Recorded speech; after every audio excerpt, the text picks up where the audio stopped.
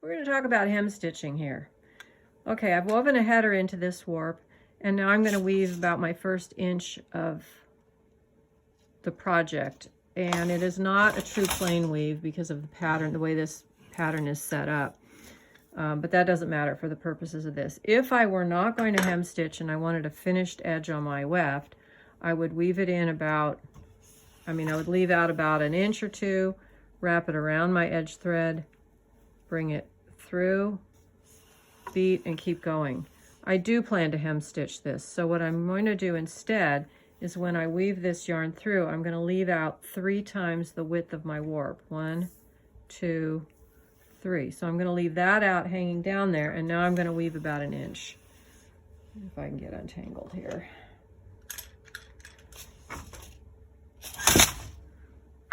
Okay.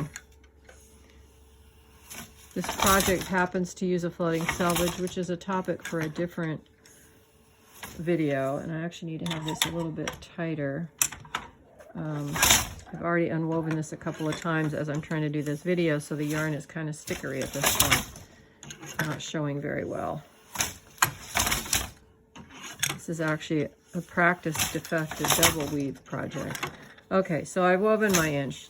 Doesn't need to be that much. I'm going to take my tapestry needle, thread my yarn here onto the tapestry needle. All right, now to hem stitch. I usually go under 4 or 5. Separate out that header yarn a little bit. I'm going to go under 4 on this one, under 4. I'm going to wrap it around those same 4, but I'm going to come up into the woven area, up 2 or 3 weft threads, pull snug. So it goes under 4. I'm going down in that same hole, under 4, around those 4, but now the needle is going in diagonally, coming out in between the same warp threads that started in.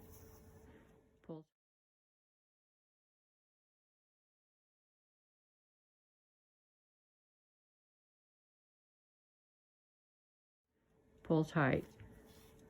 All right, so under 4, back through that first hole, up between those 2 weft threads. Okay, up 2 weft threads, but between the same 2 warp threads that this came out of there, but notice the needle's diagonal. Now I pull through.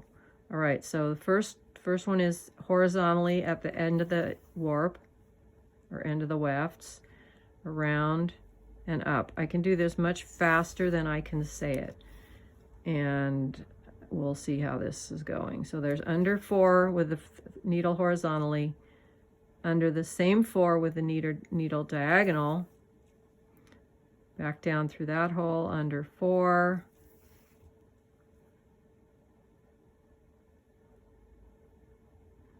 under 4, up 2 threads.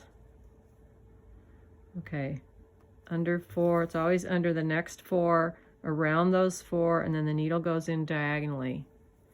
And now I pull it tight. All right, now under the next 4 or 5, I don't really care. Now the needle's, that was horizontal, now the needle's diagonal. So let's see if we can break this down into a pattern. The needle is horizontal across 4 or 5, and then it goes around those same threads, and now it's going to be diagonally up into the woven area.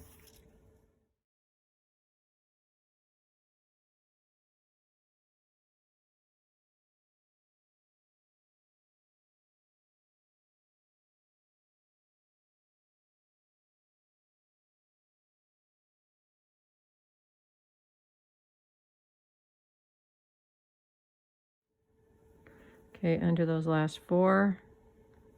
And then I usually go up a couple at the edge of the thread. Now I'm going to catch the loop of yarn there, pull that through like that, pull it down, and that one becomes part of the fringe. Okay, that's it.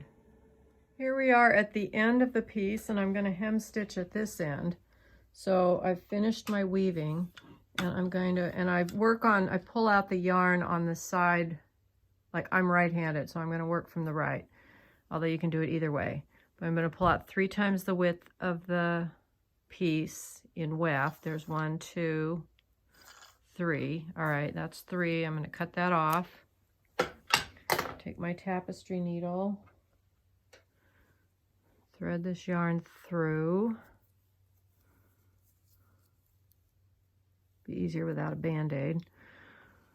Okay, and I worked on, usually you'd have the same number of threads at one end as the other, but I did 4 on the other, and I'm going to try 5 and just see what it looks like, because this is just a sample anyway. So there's 5. I went under 5. I'm going to wrap around the same 5, take my needle diagonally around the 5 warp threads, but under 2 weft threads. Pull that snug. All right, under 5. That's the horizontal one, and then the diagonal one is under the same 5, but going diagonally,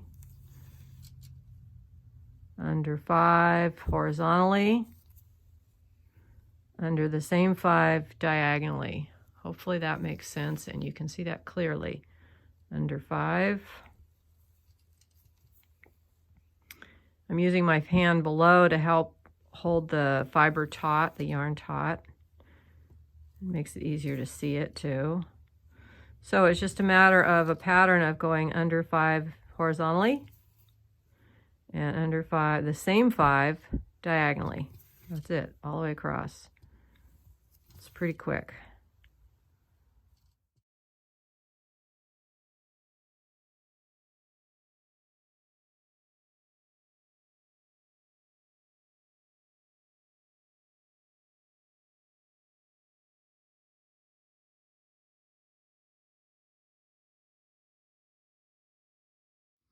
All right, now I go around this 5,